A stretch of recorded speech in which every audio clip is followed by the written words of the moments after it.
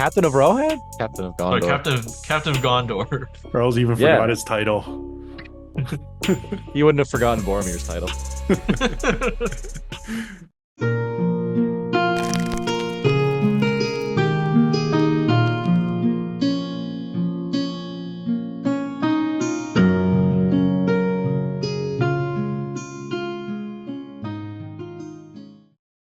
Welcome everyone to Into the West podcast.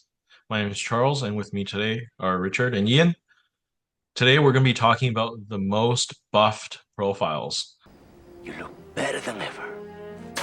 from the two new army books we got, Armies of Lord of the Rings and Armies of the Hobbit. So we've gone through all the profiles in these two books, and we picked out 10 of the most buffed compared to last edition. So 5 will be from Armies of Lord of the Rings, and 5 will be from the Armies of the Hobbit. We'll also be talking about some runner-ups and profiles that didn't make it into the list. Viewers, please let us know in the comments what you think of our rankings, and if there's any profiles that you think we missed that definitely should have been on the top 5. Before we get started, just want to shout out our patrons over on Patreon. Thank you all for supporting us. If you want to see extra content and check out our list of perks, please see the link in the description. A special shout out to Ragin Ridge 83, the top supporter of the channel. Also, we have a Patreon promotion going on right now. All patrons, after supporting us for 1 month, you get a set of custom Baron of dice that has the Into the West symbol on them. So for more information on how to get them, also you could see more in our description. And just to shout out Baron of Dice, they make some great Middle-earth strategy battle game dice, as well as dice for other games. You can use our promo code WEST for 5% off your order.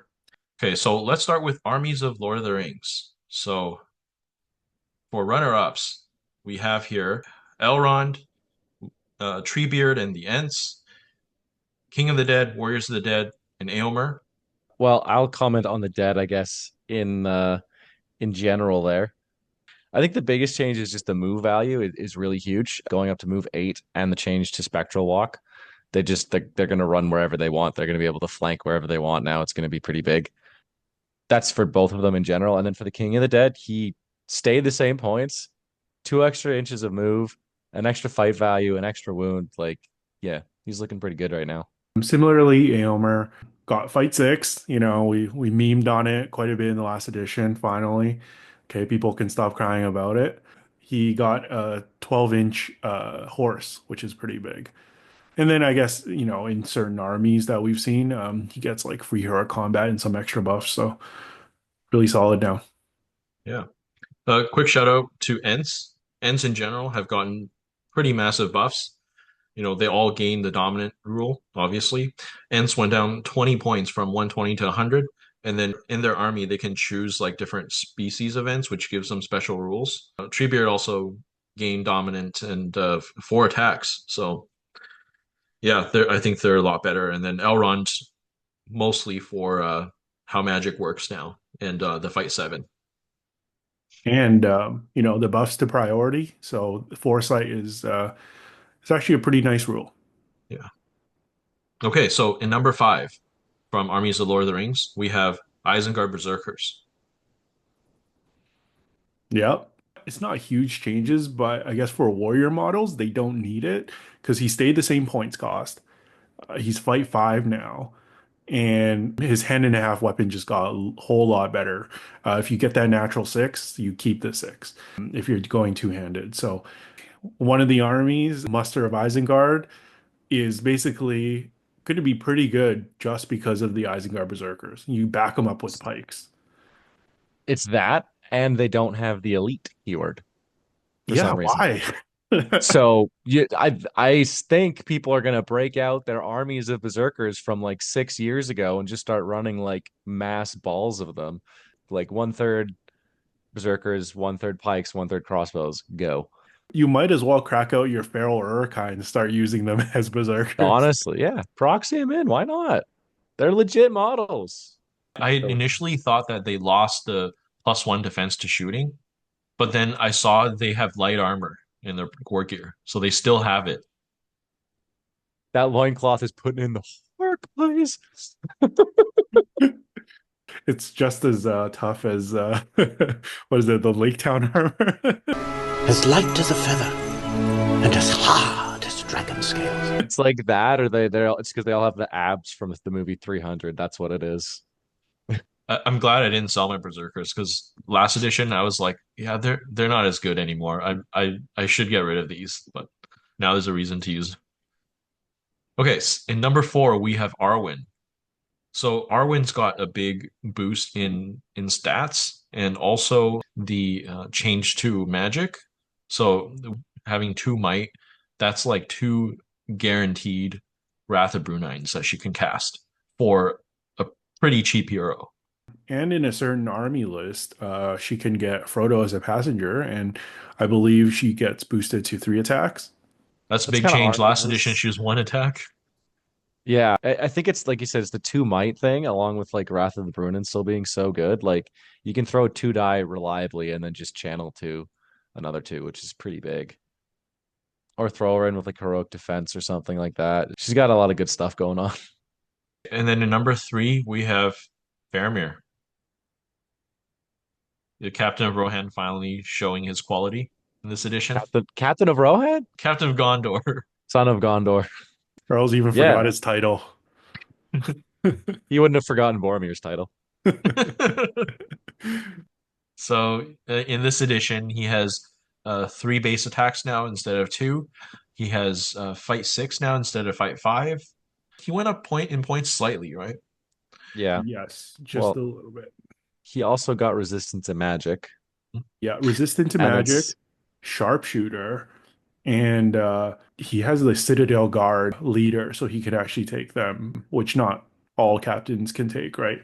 And then he has the Wizard's Pupil, which is potentially granting friendly warriors dominant near him if you choose to give priority to your opponent. So which is very good, but also the his Denethor related rule.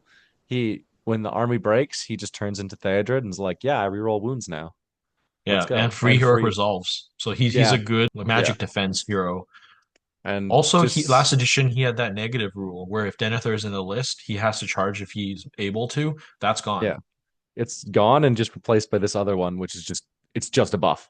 I mean, it only triggers when you break, but it's still like amazing. Yeah, he's a great hero now. Number two, we have Grima Wormtongue.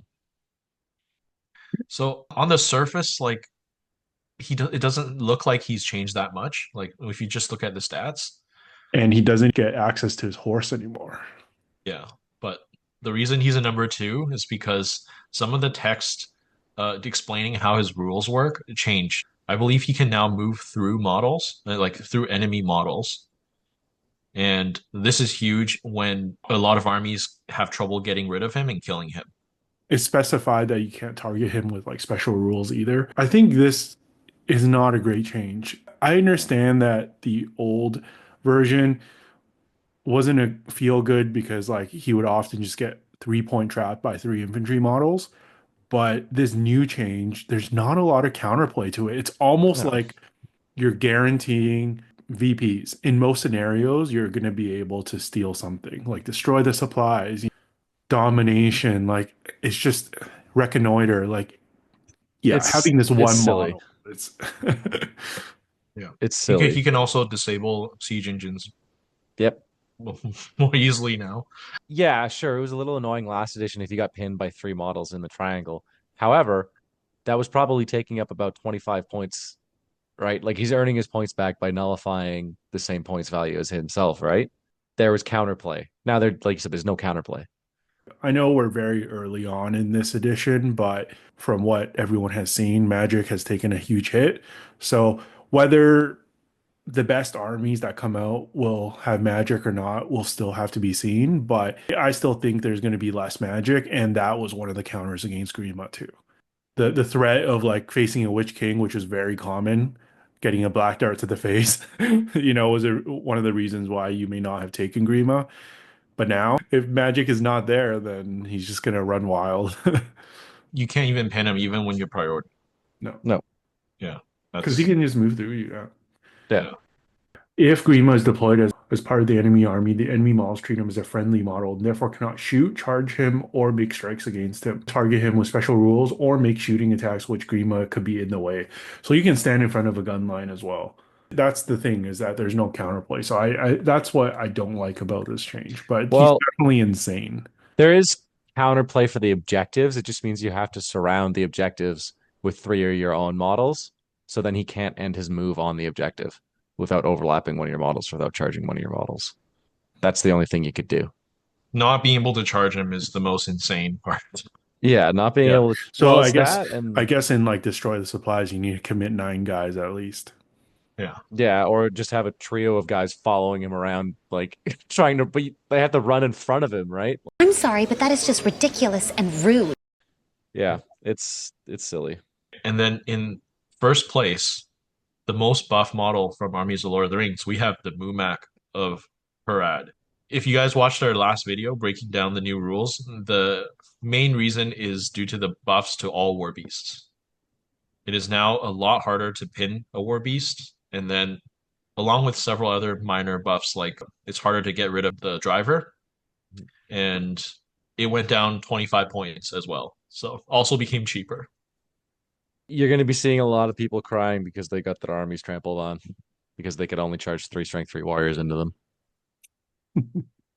And even if you do, Stupid. like they can still move, right? So Yeah, you got to get more. It's yeah. unsurprisingly, the 2 war beasts in the game in this edition are both on our list. They're sitting very pretty right now. Now we're moving on to the Hobbit. So some of the runner-ups that we chose, we have Champions of Erebor Nori, Hunter Orcs on Felwargs, Tario, and Champions of Erebor Ori. I'll just comment on the 2 dwarves. So the Nori got just a few nice small things. You know, he's now D9. He's gotten more heroic stats, and he has like a nice 2 wound bonus when he's carrying an objective. So that's cool. And then Ori is now, he used to be one of the worst heroes in at least under Thorn's company, but now he has a purpose. He gives nearby dwarves basically burly, and he's down to 50 points. So he has a Yeah, synergy now. So and gain stats too. we're not saying like these are the best profiles in the game, but he went from unplayable to playable. He serves a purpose now. Yay! For the first time in my life, I feel like I have a purpose. And he can still like does the regen to stats and stuff, which is pretty nice. And like the regen is different now too. It's a lot easier to pull off. Ian, you want a quick comment on the Hunter Orc and Toriel? Your picks? Sure. Yeah, Tariel was it's more so she was just kind of like undercosted last edition and she only went up 5 points and she gained sharpshooter and expert shot, which is kind of silly. Yeah, it's just she's just still like really, really solid. And I'm surprised she isn't like at least 105 base or 110. It's just kind of weird. And then the Hunter Orcs on Warg, like 15 points and your 3 attacks on the charge. That's wild. At strength 4 too. They went from like a very niche pick last edition where you only take them like every once in a while to like one of the best cav in the game. It's weird. It's funny that that same rule that buffed these guys did kind of the opposite to the FERT versions, but that Yeah. is a story for another day. Yeah. They're Well, you separate still profiles now. That's interesting. yeah. Yeah. You still get the 2 attacks even if you get countercharged by cavalry though too, right? So if a cavalry countercharges you, you're only losing one of those attacks. So it's still like a threat. They're looking pretty good. Yeah. Okay, so starting off with 5th place, we have Gwahir. Yeah, so this is just insane. I think a lot of competitive players around the world, when they saw this profile, our first reaction was why? And this is coming from someone who played a lot of Gwahir in the last edition. He was already one of the key ingredients of the main soup lists.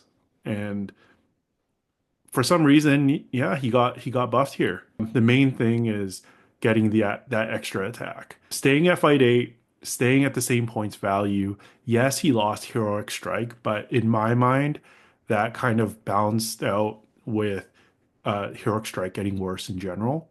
So Mhm. it's harder for people to get to that fight 8. So even if he did have it, I don't see myself striking out very often. So unless you're fighting like a really, really big enemy hero. So yeah, that extra attack, honestly, it's huge.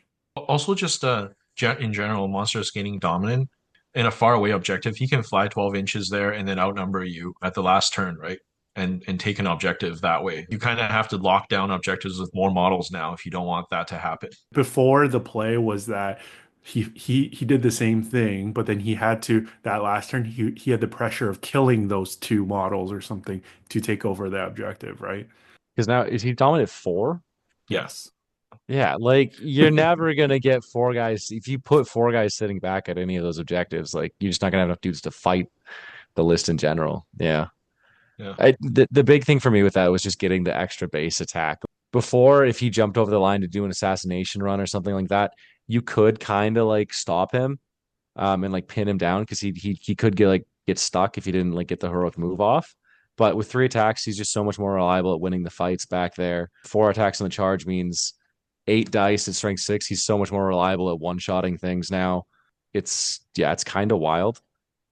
And then I think he also has heroic strength. Yeah, so he can go up to strength 10. So 8 dice at strength 10, you're probably wounding on 3s, 4s at worst. You're gonna, one shot potential just went through the roof. Yeah. Becomes a D8 gully. Yeah. Yeah, pretty much. Yeah. It's that comboed with if he was in his own list by himself, maybe it'd be okay, but he's also in Battle of 5 Armies and Men of the West, which are both like soup lists now that can throw him in with a bunch of other good stuff. It's nice that he's not just in like a pure Eagles list. You can actually play him in Yeah. the I rank think and file arm. even in like a pure Eagles list, I think he's still really good. He has like a special screech where like it freezes enemy models like Yeah. before any moves. It's Yeah. pretty It's nice too. Eagles are gonna be cooking. Okay, in 4th place we have the Troll Brute. It's a war beast now. Yeah. So that means that, like we explained previously with the Mumak, now it's really hard to pin down a Troll Brute. So you get strength 10 hits and you get 2 of them Okay. now, doubled from 1 before. Yeah. I think that Yeah. was pretty big because that was the main reason why before it was only a fun model, because even if you lined up the most ideal trample, you're wounding most things on 3s, right? Like the odds are, maybe you kill 1, 2. Like if you're lucky, you kill 3 guys, right? And then you'll stop in your tracks. Now, I don't know. I don't really have like a math chart here, but it's much better than double. Like you can consistently like run over 5, 6 guys. Craziness. And like also because he gained a rider which has stats now, has like a point of might and stuff. So Yeah. and dominant 5 is big. Yeah. So you Like can that's call it a Heroic March for the Gundabad version. Yeah. Yeah, you can take them for good and evil, right? Bolfer can ride for the good side, and then evil side you have like the captain on top. that's the only part about this that feels nicely balanced. And then in 3rd place we have the Wind Lance. Yeah. So This it was went definitely a from meme. went from a model that people were tossing in the trash to I think that was one person in general, but I own one, but I don't even know where it is. So people definitely didn't take this engine, and it's gotten a lot better. It now has knockback. That's one of the changes, right? It's now not just like a giant bow that hits one thing a turn. And the heroes that operate it, like Bard and Girion, also get buffs when they shoot it. it's pretty zesty now. Combined with the actually like the rest of the Dale list and like that pure list is it's kind of wild. maybe it's the best siege weapon in the game now. It seems like it's the most efficient one. It's one of the cheapest, and yeah, like it does what like a siege weapon is taken for. It's the only one that hits on a 3, I think. Yeah. Yeah, that's pretty So- big. And attached to a 3 might hero, kind of nasty. Oh God, that is disgusting. Bard only has to pay 50 points now for it. So does Girion, and they both get bonuses on the scatter chart with it against monsters. Yeah, and it's only a 3-inch scatter as well, so Yep. it's not a big area. It's not the be all end all, but compared to the way it was before, which was trash, it's Yeah, yeah, it it's went. significant. If we're talking like power levels, it went from the very bottom to now like, it might be seen at some top tables. So that's why it's so high on our list. Just a reminder, this is not saying that this is the third best profile in the book. It's saying that it's the biggest jump in improvement from the previous edition. Thanks for the caveat because the next one, we really want to highlight that this is still not the second best profile. Yeah. Yeah. So in number two, we picked the Necromancer. Previously, I think that people played this profile when they were playing like Dark Power as a Dol Guldur, or like Ian, if you're trying to run like trying to start a new meme, you'll run a Dol Guldur Pure or something like that. But yeah, you didn't really see it. And I think one of the reasons was just the profile being quite a bit overcosted. And now, basically, in this edition, it's gone down 50 points. And also, it's gotten a lot of the buffs that the original Dark Powers Legion, so like 2 attacks and a couple other things. He gained the 2 attacks, which is big. And then in the only list that you can take him in, you can cast 2 spells a turn, which is crazy. And you also get a free die for each spell that you try to cast. So he's just going to be sitting there throwing 2 separate 1 die the spells that turn into 2 spells every turn. Yeah, there are some other changes to the list that kind of help counter that, but he's still looking pretty good. And I think this might be the biggest change in points for like anything that I can think of off the top of my head. The 50-point decrease, like big. Yeah. Okay, and then in number one, we have Legless or Megalus. He's cracked. I think similar to Guy here, he was already very good in the last edition.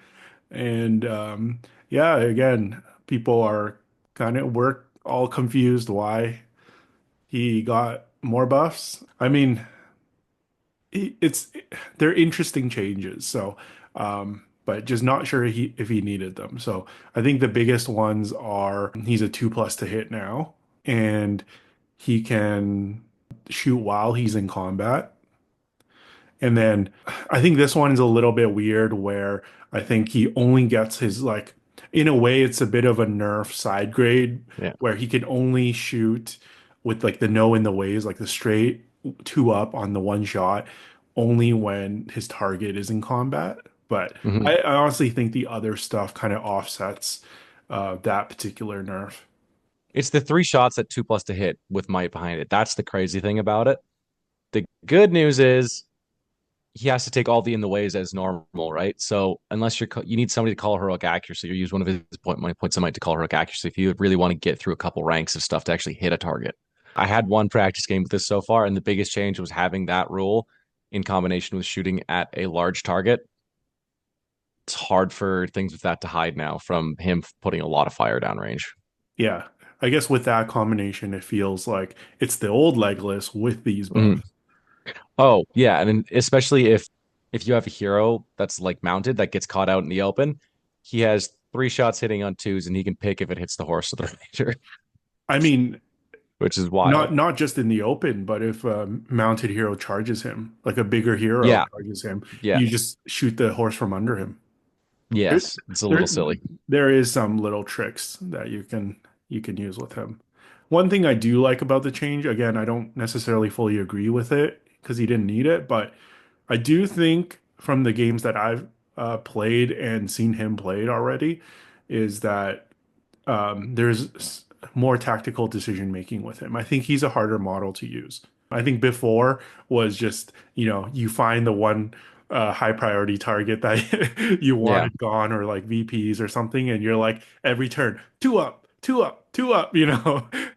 from There wasn't a lot of thought that went into it, but then now it's like, wait, do I do the triple shot 2 up or do I do the one shot 2 up into combat? yeah, And the fact that it has to be in combat for that to happen is nice. And he has to be on foot to be able to do that as well, Right. which is nice because then there's more of a choice between if you want to take him mounted or not. And I also, don't. just as an aside, it's kind of nice because I feel like this represents what he does in the movies better than the way it used to be, where he would just sit at the back, just going, haha, Yeah. haha. Whereas like this, he's like running into combat, like shooting guys and like running around and like it Yeah. feels cool. At that point that you brought up with the horse, I don't think I've seen anyone take him on horse yet because he's so good on foot. You can even take that buffed up elven cloak. So yeah, I mean, it's definitely a And big change from the last edition.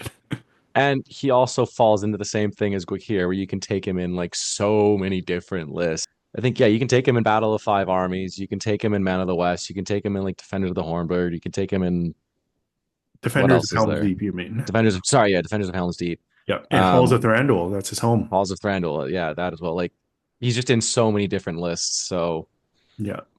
Just the idea of shooting at a hero that you're fighting, it's like you get free blows against it before you even start the combat, right? The repercussions of that, right? Of like killing the horse, especially if they don't have Horse Lord, is that they they just lost all their momentum. They likely mhm. won't even be able to strike at you. So it's kind of like it's such a deterrent knowing that it could happen, you know? On top of all that, he is leader Palace Guard in Thranduil's halls, and in the Fellowship, he gets +1 to wound if Gimli has more kills. Well, with his shooting attacks, +1 to wound on the shooting attacks. It's insane. Plus in Silly man. Ravenhill, he gets his Megalith days. No. Trust me, I love this profile. I want to take it like all the time. Like, it is fantastic. He gets Oh, steroid. He We're goes on so steroids. back, baby. We're so back. And then in what Defenders of Helm's Deep, does he still get the 30-inch bows? Yeah, So he gets yeah, buffs everywhere, just different yeah. buffs. It's yeah, yeah. He's cooked, but it still is just like the one strength three, which is nice. Like it's not a guaranteed thing once you run out of might. I'm just waiting for the Windlance upgrade where his shot starts knocking people back. Strength 10 with strength 5 knockback. Piercing arrows in combat, he can stab through straight to spear supports. Yeah, To be fair, in the Hobbit movies, he was basically a superhero. So, yeah. this is accurate, right? We're almost there to the lore. Like That let's song, that song "Defying Gravity" is about him. Well, this has been our video on the top most buffed profiles from the previous edition for Armies of Lord of the Rings and Armies of the Hobbit. Thank you all for watching, and look out for the most nerfed profiles from the last edition coming soon. We'll see you next time.